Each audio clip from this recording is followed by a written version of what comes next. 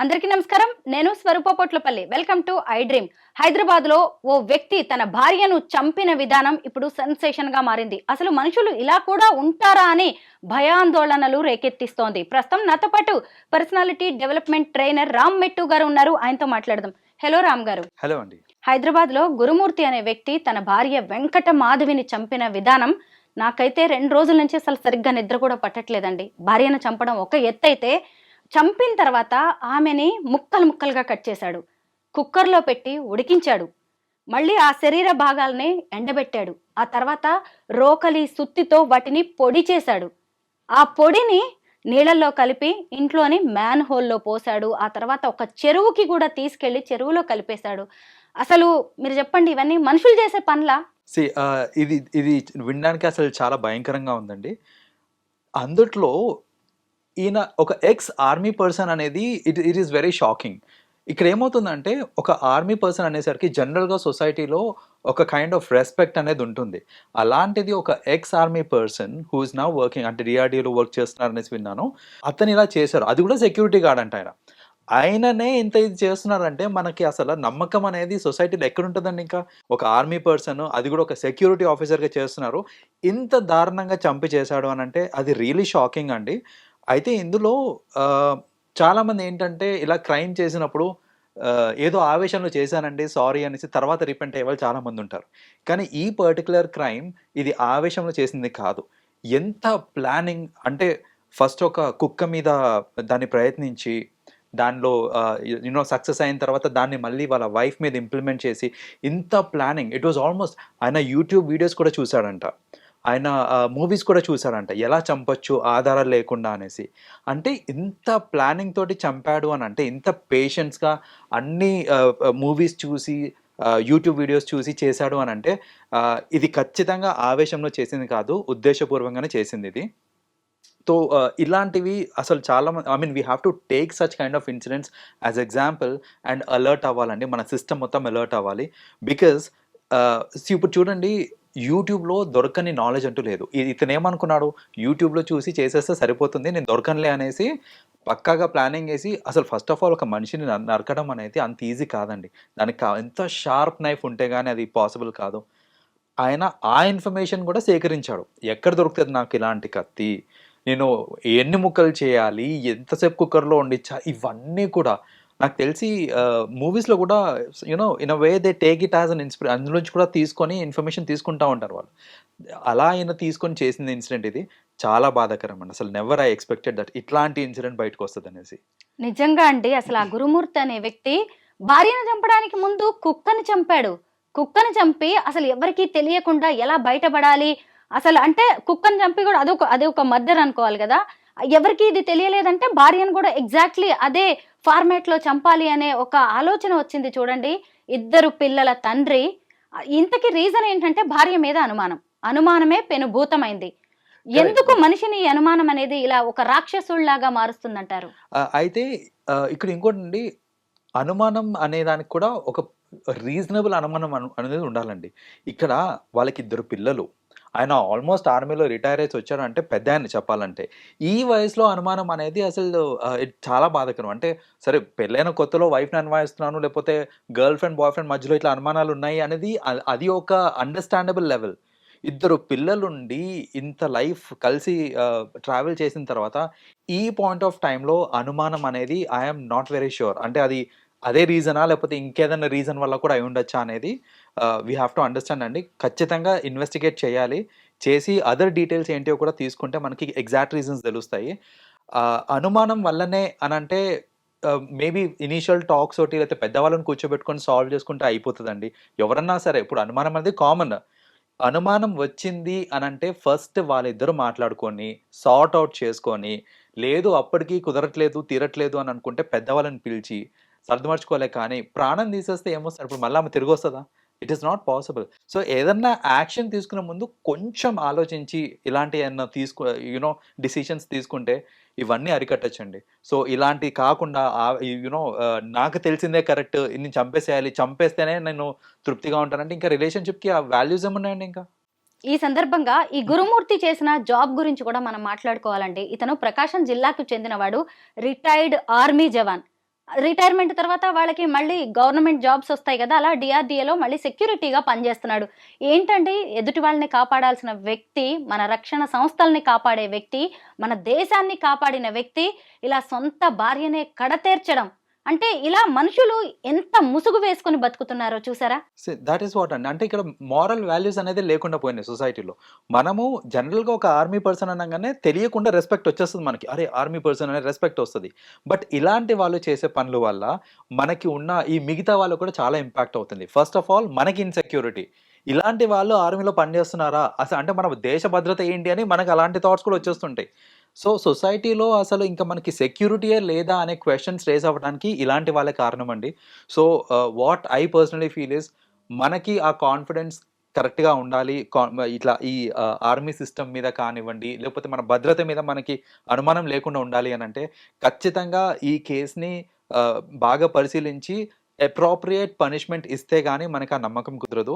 వేరే వాళ్ళకి కూడా ఇది ఒక ఎగ్జాంపుల్ లాగా సెట్ చేయాలి దట్ ఇలాంటి దురాశనాలు ఏమైనా ఉంటే గనక, ఆలోచనలు ఏమైనా ఉంటే గనక డెఫినెట్‌గా they have to refrain their thoughts అని ఒక ఎగ్జాంపుల్‌ని సెట్ చేస్తే మాత్రం that is when we can live peaceful అండి. అదర్‌వైజ్ ఇలాంటి ఇంకో చాలా చూస్తూ ఉంటాం మనం ఫ్యూచర్‌లో కూడా.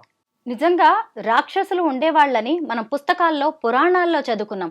కానీ ఇప్పుడు గురుమూర్తి లాంటి వ్యక్తుల రూపంలో ఈ రాక్షసులు పుట్టినట్టుగా కనిపిస్తోందండి.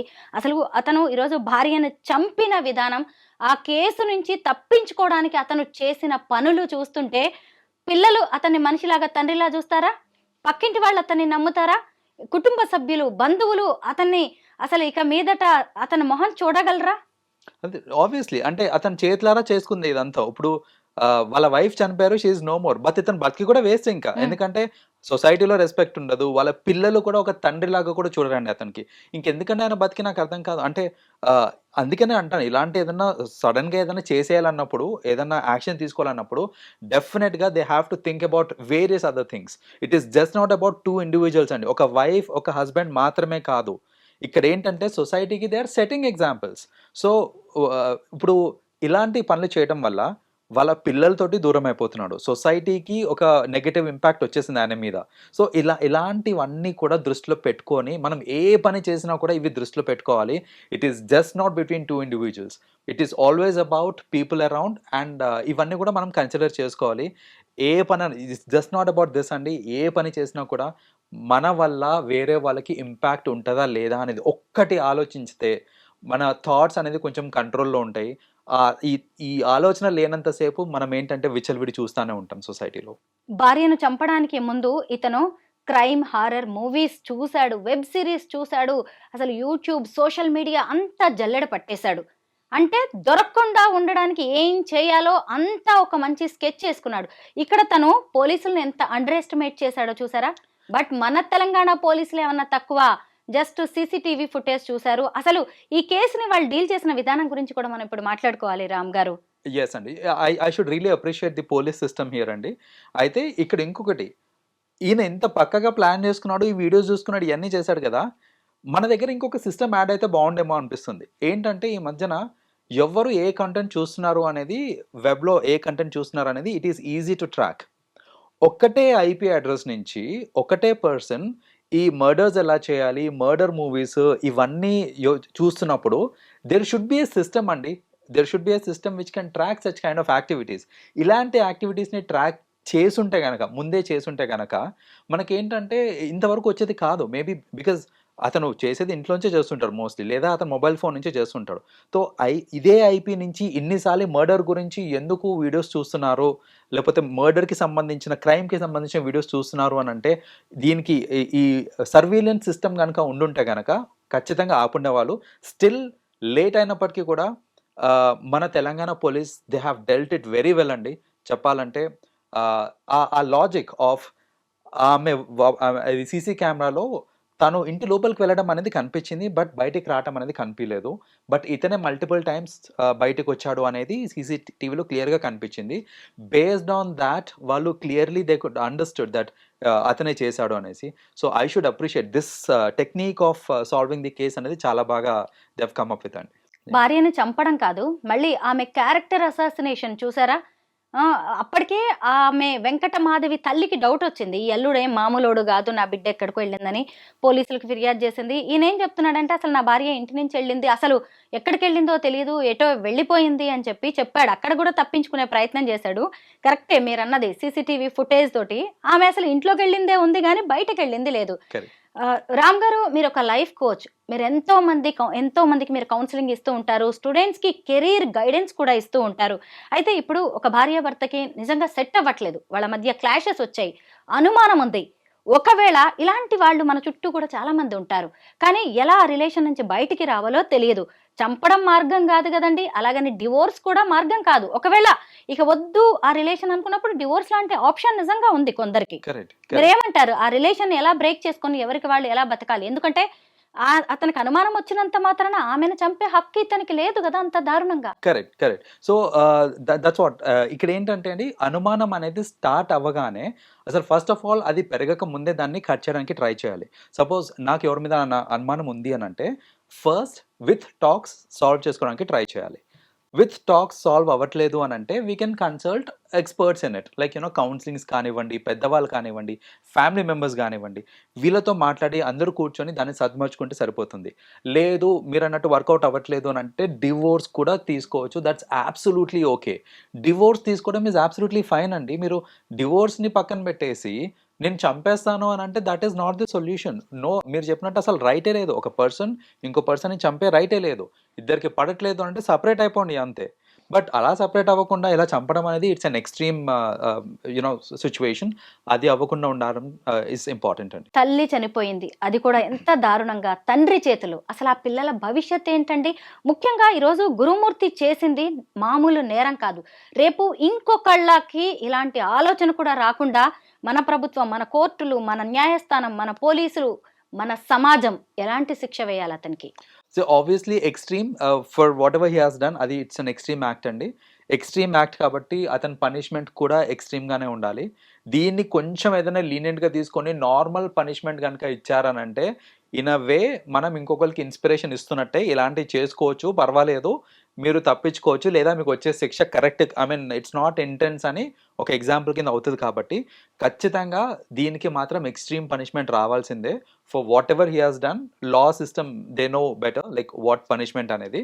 బట్ నేను personally what I feel is he should definitely be punished according to the intensity of the crime అండి. భార్యాభర్తల మధ్య ఏ గొడవలు వచ్చినా గానీ కూర్చుని వాటిని సద్దుమణిగేలా చేసుకోండి. అది కూడా కుదరకపోతే పెద్దవాళ్ళ వరకు వెళ్ళండి. అక్కడ మీకు సరైన పరిష్కారం లభించలేదు అంటే పోలీసుల వరకు వెళ్ళండి, కోర్టుల వరకు వెళ్ళండి, డివోర్స్ తీసుకోండి, ఎవరి బతుకులు వాళ్ళు బతకండి. మీకంటూ కూడా ఇద్దరు పిల్లలు ఖచ్చితంగా ఉంటారు కదా, ఆ పిల్లల జీవితాల గురించి ఆలోచించండి. తప్పులు చేయడం, నేరాలు చేయడం, మర్డర్స్ చేయడం అనేది కరెక్ట్ కాదు. తర్వాత భవిష్యత్తు ఎలా ఉంటుందో కూడా ఆలోచించుకోండి. మిమ్మల్ని మించిన పోలీసులు ఉన్నారనే విషయం అస్సలు మర్చిపోకండి. Thank you so much Ram garu. Thank you అండి.